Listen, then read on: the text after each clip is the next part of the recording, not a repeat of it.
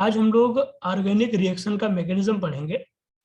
कार्बनिक अभिक्रियाओं की क्रियाविधि या मैकेनिज्म ऑफ ऑर्गेनिक रिएक्शंस।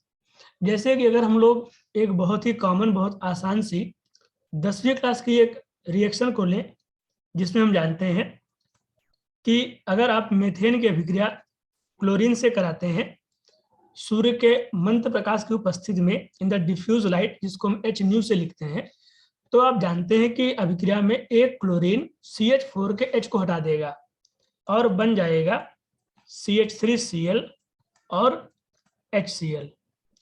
हम जानते हैं कि अभिक्रिया आगे भी होगी और एक एक करके CH3Cl के सारे H हटते चले जाएंगे और अंत में बन जाएगा CCl4।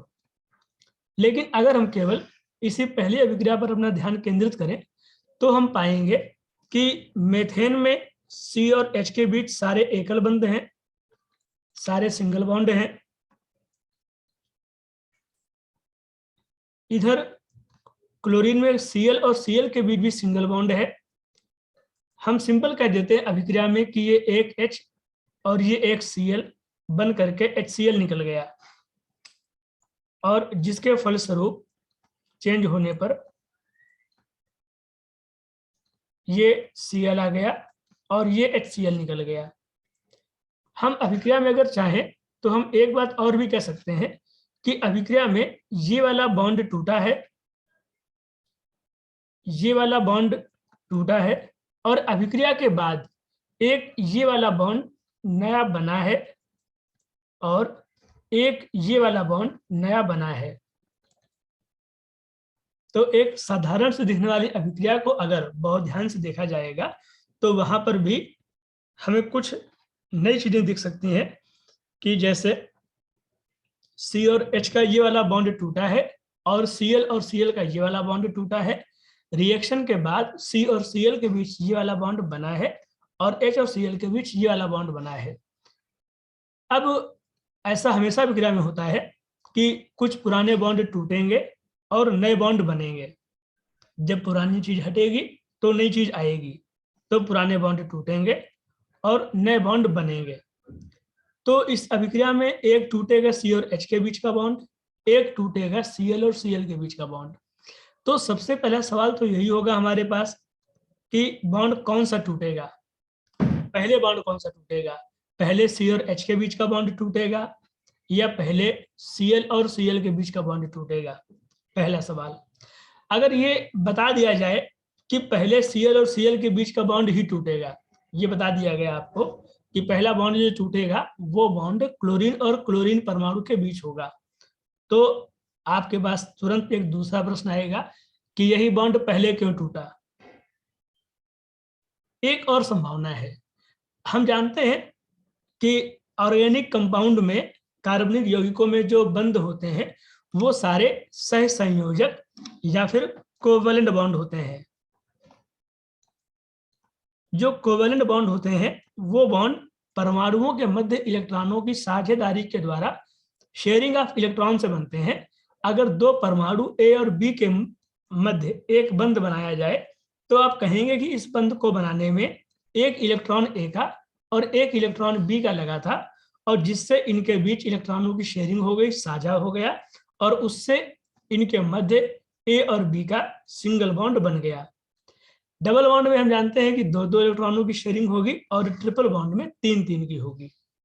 इसका अर्थ यह भी हुआ कि जब यहाँ पर बॉन्ड टूटेगा तो एक सवाल ये आ सकता है कि जब बॉन्ड टूटेगा तो बॉन्ड टूटने पर जो बॉन्ड को बनाने वाला इलेक्ट्रॉन युग्म है वो इलेक्ट्रॉन युग्म, दो संभावनाएं हैं, हो सकता है कि दोनों परमाणु अपना एक एक इलेक्ट्रॉन लेके अलग हो जाएं, तो इससे A अपना इलेक्ट्रॉन लेके अलग हो गया और B अपना एक इलेक्ट्रॉन लेकर के अलग हो गया। यह एक संभावना और भी है। वो संभावना क्या है कि दोनों इलेक्ट्रॉन, कोई एक परमाणु, हम मानते हैं B, दोनों इलेक्ट्रॉन ये B परमाणु लेकर के अलग हो गया। इससे A के पास इलेक्ट्रॉन जो था वो B ले गया और B के पास एक इलेक्ट्रॉन अतिरिक्त आ गया।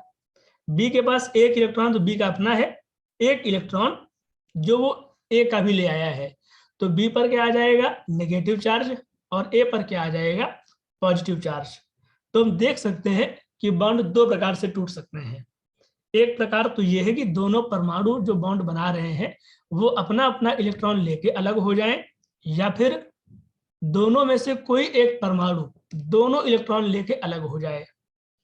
तो अगला सवाल ये आएगा कि बॉन्ड किस प्रकार से टूटेगा।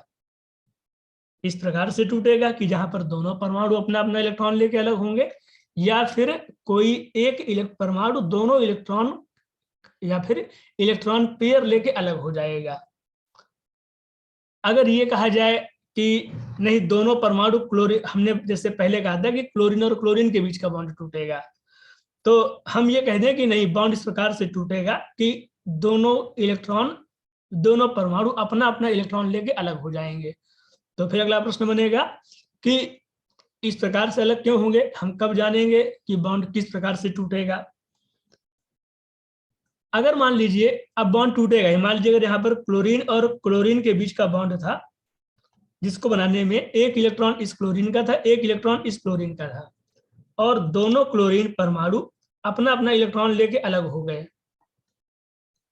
तो जो बॉन्ड टूटने के बाद जो बनेगा उसे, ये उत्पाद नहीं है, निश्चित रूप से ये रिएक्शन का प्रोडक्ट नहीं है, ये बीच में बना है। कुछ जो बीच में बनते हैं उन्हें कहते हैं मध्यवर्ती यौगिक या फिर इंटरमीडिएट।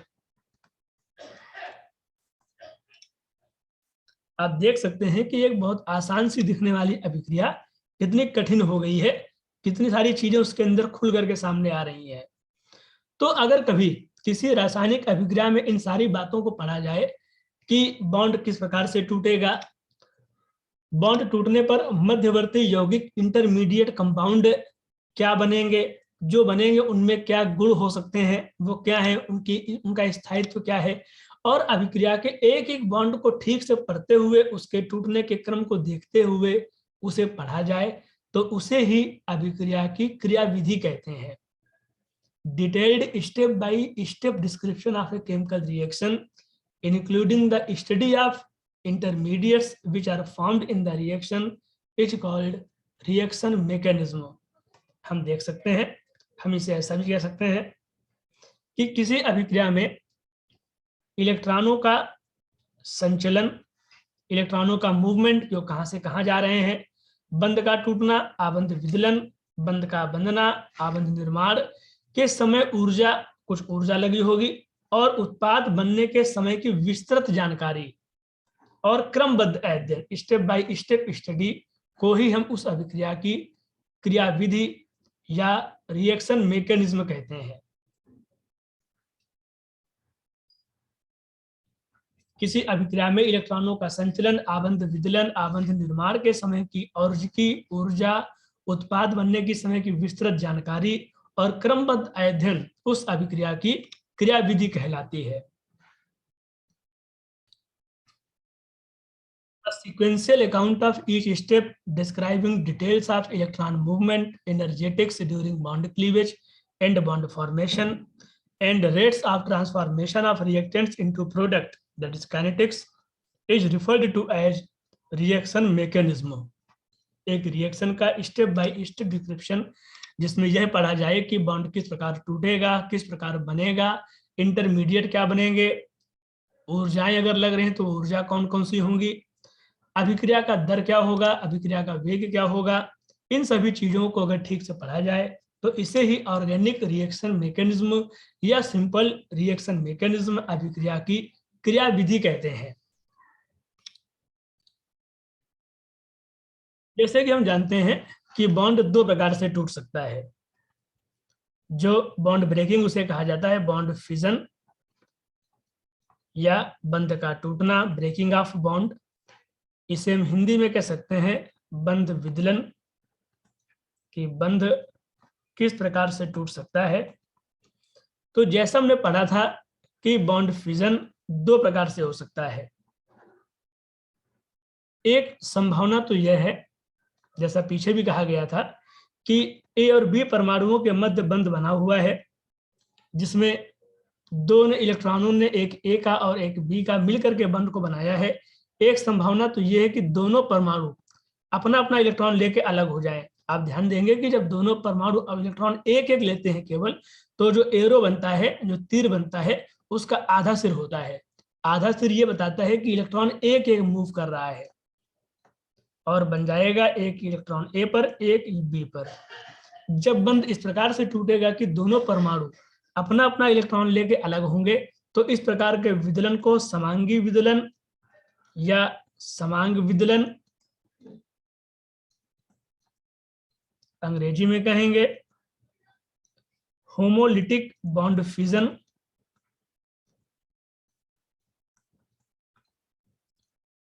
होमो मतलब समान, लिटिक मतलब टूटना, बॉन्ड टूटना। या फिर जब दोनों में से कोई एक परमाणु बॉन्ड के दोनों इलेक्ट्रॉन लेके अलग हो जाएगा। आप ध्यान देंगे कि जब इलेक्ट्रॉन दोनों जाएंगे एक साथ, तो जो एरो बनेगा उसका पूरा सिर बनेगा। पूरा सिर ये बताता है कि इलेक्ट्रॉन युग में जा रहा है, तो इलेक्ट्रॉन ए का चला गया तो ए पर धन आवेश, और बी के पास गया है तो बी पर ऋण आवेश। इस प्रकार से बंध टूटने को हम लोग कहते हैं विषमांग विदलन।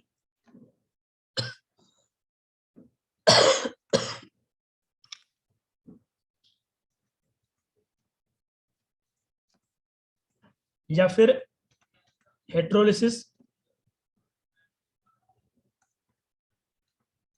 या फिर हेट्रोलिटिक बॉन्ड फ्यूजन।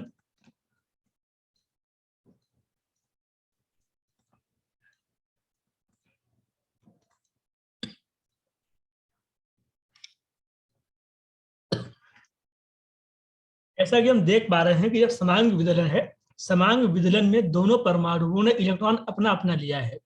ना तो इलेक्ट्रॉन किसी का किसी के पास गया है, तो किसी पर कोई आवेश नहीं आएगा। तो जो बनेंगे उन पर कोई आवेश नहीं होगा, तो कैसे होंगे? न्यूट्रल होंगे या फिर उदासीन होंगे।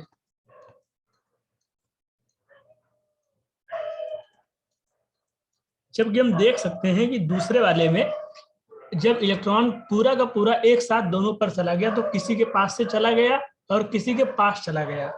जिसके पास गया उस पर धन आवेश, जिसके पास गया उस पर ऋण आवेश आ गया। तो इसके फलस्वरूप जो बनते हैं वो आयन होते हैं, और उन पर हमेशा आवेश होता है। आयन या ऐसा कुछ बनेगा जिस पर हमेशा चार्ज या फिर आवेश होता होगा। जो ये बनते हैं इन्हें हम कहते हैं फ्री रेडिकल या फिर मुक्त मूलक।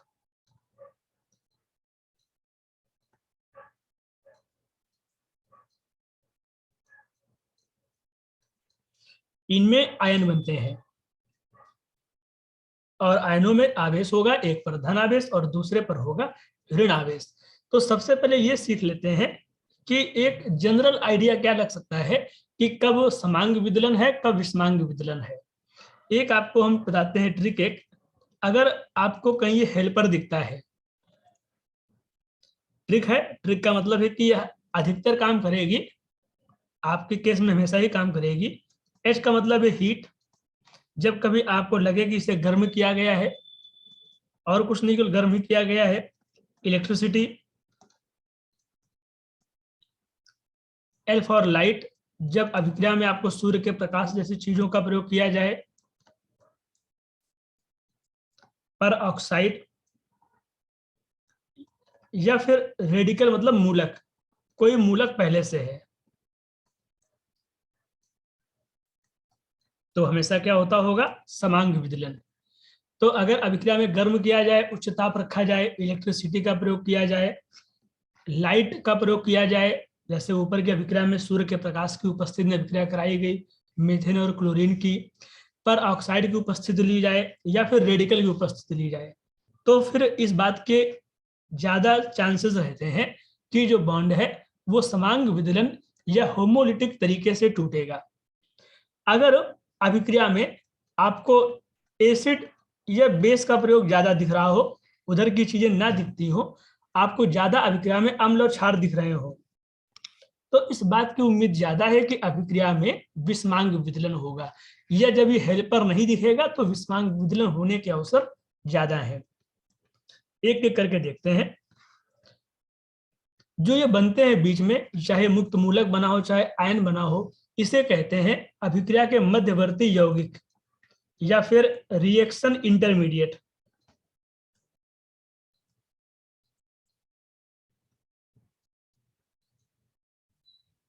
रिएक्शन इंटरमीडिएट मुख्य रूप से 3 है, हम लोग कुछ ज्यादा पढ़ेंगे। सबसे पहला तो होता है फ्री रेडिकल या मुक्त मूलक, दूसरा होता है कार्बोकैटायन,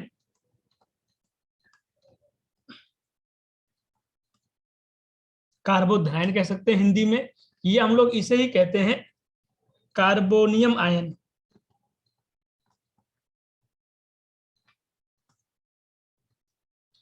तो तीसरा हो सकता होगा नेगेटिव वाला, तो वो होगा कार्बेन आयन, ये नेगेटिव वाला है। 3 और हैं,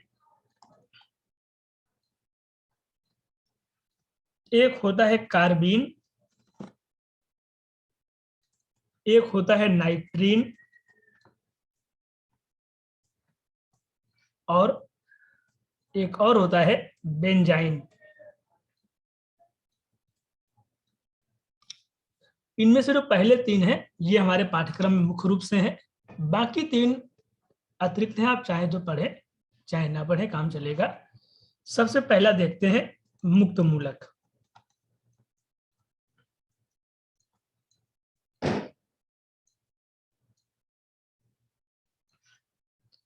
जो मुक्त मूलक हैं यह है किसी सहसंयोजक बंध के समांग विदलन से बनते हैं। ये किसी सहसंयोजक बंध के समांग विदलन से बनते हैं। समांग मतलब कि दोनों परमाणु जो लगे होंगे वह दोनों परमाणु अपना अपना इलेक्ट्रॉन लेके अलग हो जाएंगे।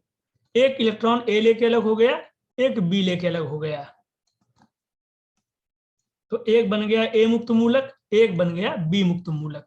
उदाहरण के लिए अगर कहीं पर Cl बॉन्ड है और दोनों क्लोरीन अपना अपना इलेक्ट्रॉन लेके अलग हो गए, तो एक बन जाएगा ये क्लोरीन मुक्त मूलक और दूसरा बन जाएगा फिर से क्लोरीन मुक्त मूलक। दोनों चूंकि क्लोरीन के ही परमाणु हैं तो दोनों आपके क्लोरीन मुक्त मूलक बन जाएंगे।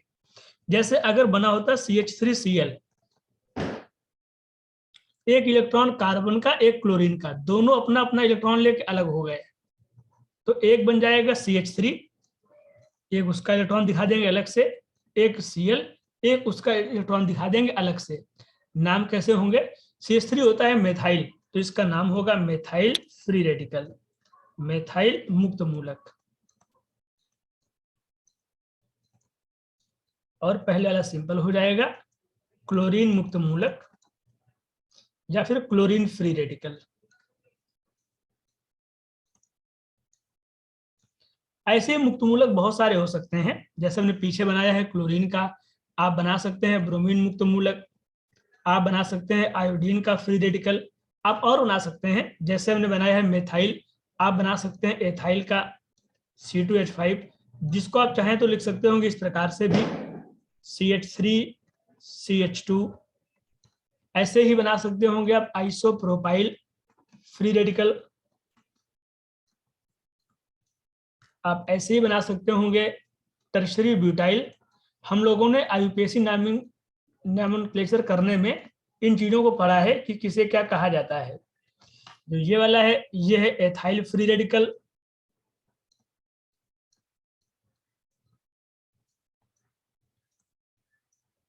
इसका अपना कॉमन नेम है आइसोप्रोपाइल फ्री रेडिकल।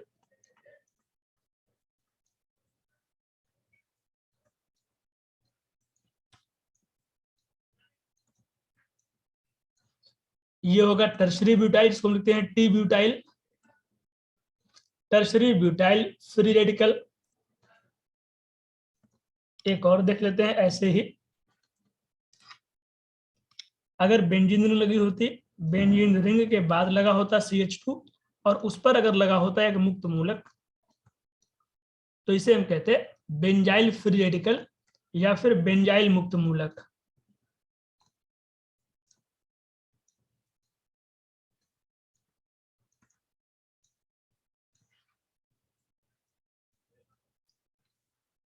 कुछ चीजें देखते हैं मुक्त मूलकों के गुण, प्रॉपर्टीज ऑफ फ्री रेडिकल, और हम लोग उदाहरण के लिए प्रॉपर्टीज ऑफ फ्री रेडिकल या मुक्त मूलक, और उदाहरण के लिए हम लोग एक आसान से फ्री रेडिकल को लेंगे जिसे हम कहते हैं CH3। हम लोग CH3 मुक्त मूलक को लेंगे, जरा इसको बनाते हैं। CH3 कार्बन के साथ 3 H के बॉन्ड बने होंगे और ये इलेक्ट्रॉन अलग से। हम जानते हैं हर एक CH बॉन्ड में 2 इलेक्ट्रॉन होंगे।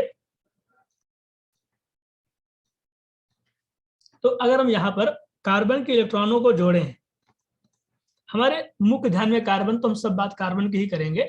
नंबर ऑफ इलेक्ट्रॉन कितने हो जाएंगे? 3 तो बॉन्ड के हो गए, 2 2 2, तो 2 गुणे 3 बॉन्ड, तो हर एक बॉन्ड के 2 इलेक्ट्रॉन है, 3 बॉन्ड है गए, तो 2 3 6, 2 3 6, और 1 इलेक्ट्रॉन, और टोटल कितने हो जाएंगे? 7 इलेक्ट्रॉन। इलेक्ट्रॉन कुल कितने हो जाएंगे? 7। हम देख सकते हैं कि ये एक ऑड नंबर है, विषम संख्या है, ऑड नंबर ऑफ इलेक्ट्रॉन। तो हम सबसे पहले ये कह सकते हैं कि मुक्त मूलक में हमेशा इलेक्ट्रॉनों की विषम संख्या होती है, या मुक्त मूलक हमेशा ही ऑड नंबर ऑफ इलेक्ट्रॉन रखते हैं। Free radicals are the odd electron species, उनमें हमेशा इलेक्ट्रॉनों की विषम संख्या होती है। जो ये एक इलेक्ट्रॉन है, जैसे जहां इलेक्ट्रॉन 2 2 हैं, वो तो अपने जोड़े में है, पेयर्ड है, युग्मित है। लेकिन जो ये अकेला है, ये इलेक्ट्रॉन कैसा होगा? अनपेयर्ड या फिर अयुग्मित। तो ये कैसा हो जाएगा? अनपेयर्ड या फिर अयुग्मित इलेक्ट्रॉन, जो कि अपने जोड़े में नहीं है,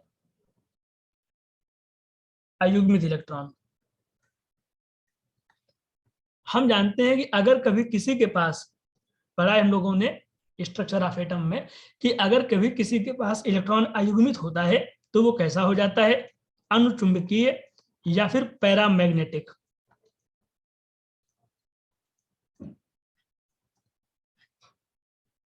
तो फ्री रेडिकल का पहला गुण तो ये हो गया कि वो, उनके पास इलेक्ट्रॉनों की विषम संख्या होती है। दूसरा गुण हो गया कि हमेशा कैसे होते हैं? पैरामैग्नेटिक या फिर अनुचुंबकीय। अब हम देख सकते हैं कि फ्री रेडिकल के पास एक इलेक्ट्रॉन कैसा है? अकेला है, अयुग्मित है। तो वो चाहेगा कि इस अयुग्मित इलेक्ट्रॉन को किसी भी तरीके से जो पूरा कर लिया जाए, किसी के साथ एक इलेक्ट्रॉन ले करके बॉन्ड बना लिया जाए। तो ये कैसा होगा? अत्यधिक क्रियाशील होगा, हाईली रिएक्टिव, अत्यधिक क्रियाशील। तो हम कह सकते हैं कि मुक्त मूलक अत्यधिक क्रियाशील होते हैं। एक बात और पढ़ेंगे मुक्त मूलक के बारे में, बस फिर खत्म करते हैं इसे। मुक्त मूलकों की संरचना, स्ट्रक्चर। मुक्त मूलकों की संरचना के बारे में अगर ध्यान से पढ़ा जाए तो हमें समझना चाहिए कि इनमें जो कार्बन परमाणु का संकरण है, वह देखा गया है कि sp2 से लेकर के sp3 के मध्य रहता है, जो कि CH3 में sp2 है, और जो कि CF3 में sp3 है।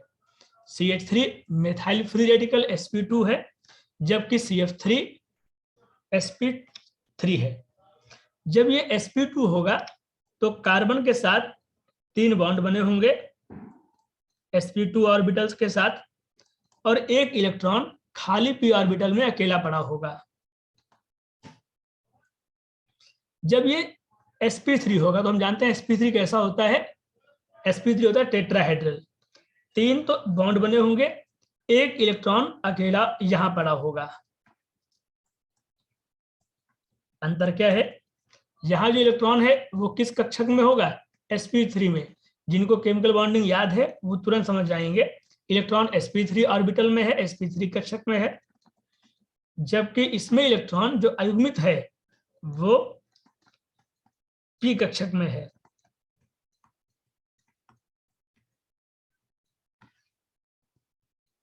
तो आपको ध्यान देना है कि फ्री रेडिकल या तो त्रिकोणीय समतलीय होंगे, ट्राइगोनल प्लेनर होंगे, और या फिर CF3 में वो है पिरामिडीय या फिर पिरामिडल हो जाएंगे।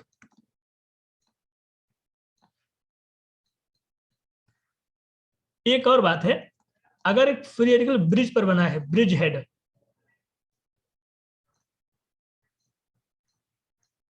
Bridge head free radical sp3,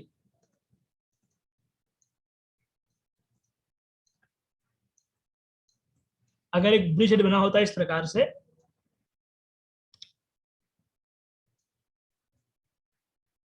ये एक ब्रिज हेड है जहां पर दो रिंग जुड़ती होंगी आपस में, अगर यहां पर कभी रेडिकल होगा तो वो कैसा हो जाएगा, sp3। अगले क्लास में हम लोग और अधिक मुक्त मूलकों के बारे में और दूसरे बचे हुए इंटरमीडिएट के बारे में पढ़ेंगे।